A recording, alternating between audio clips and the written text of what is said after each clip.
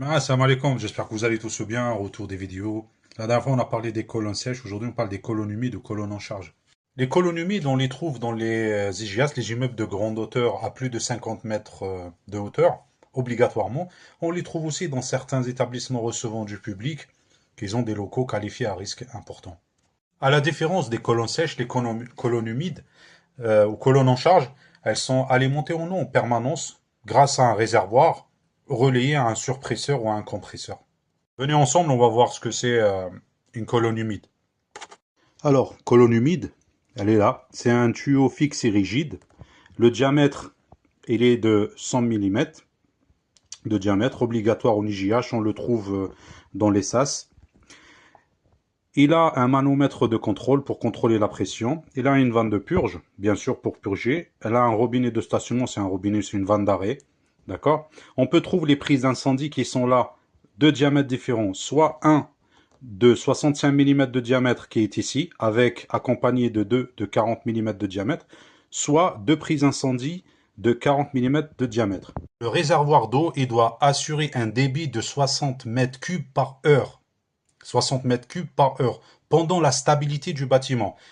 L'ERP, la stabilité minimum du bâtiment dans l'ERP, c'est 1 heure. En IJH, on double toujours.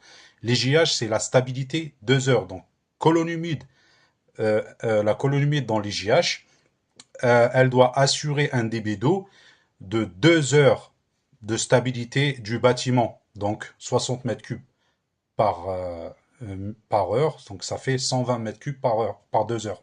Ce débit d'eau, il doit être sous pression. Donc la pression en IJH, on peut la compter entre 7 bars et 9 bars.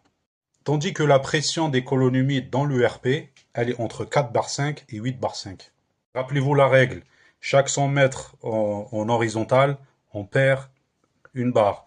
Chaque 10 mètres en vertical, on perd une barre. Rappelez-vous bien. Rappelez-vous bien, une installation comporte un minimum 2 colonnes en charge par structure, au minimum. Regardez bien ce schéma, vous verrez que c'est très simple. Donc il y a un réservoir d'eau, et il y a un compresseur, un suppresseur pour le mettre sous pression.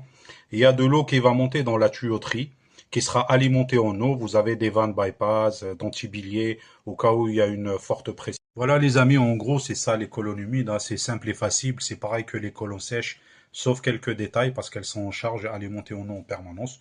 Le reste, c'est presque pareil. Réservoir d'eau change. Bon, si vous avez aimé la vidéo, ben, vous pouvez la liker, la partager. Et voilà, à la prochaine.